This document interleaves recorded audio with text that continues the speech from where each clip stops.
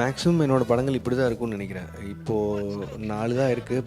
Probably 10 படம் ஆகும்போது போர் அடிச்செல்லாம் கூட இருக்கலாம். ஸோ அதுக்கப்புறம் மேபி வேறு ஏதாவது பண்ண யோசிக்கணும். இல்லைன்னா இந்த சினிமா விட்டு வேறு ஏதாவது வேலை தான் பண்ண போகணும்.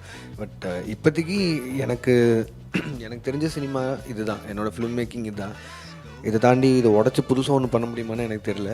ஸோ டவுன் த லைன் இன்னொரு 5-6 ஃபிலிம்ஸ் இதே மாதிரி பண்ணிவிட்டு அதுக்கப்புறமா தோணுச்சுன்னா வேறு ஏதாவது மாதிரி வீட்டுக்கு தெரியாமல் போய் பார்த்த படம்னா ஆளை வந்தான் 9th நினைக்கிறேன். அது தீபாவளி அன்றைக்கி ரிலீஸ் ஆச்சு. அது காலையில் இந்த புது ட்ரெஸ்லாம் போட்டு ஃப்ரெண்டு வீட்டுக்கு விளையாட போகிற மாதிரி வீட்டுக்கு தெரியாமல் பொள்ளாச்சி வரைக்கும் போயாச்சு. அங்கெல்லாம் அப்போ வந்து இந்த பெட்டி வரல அப்படின்னு ஒரு மேட்ரு இருக்கும். அது மதியம் வரும்னாங்க, சாயங்காலம் வரும்னாங்க, வரவே இல்லை.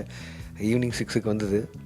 ஒரு ஃபுல் தீபாவளி வந்து தேட்டர் வாசலில் வெறுமனே உட்காந்துருந்தே போச்சு. ஈவினிங் படம் பார்த்துட்டு நைட் போய் அப்புறம் தீபாவளி கொண்டாடினாங்க.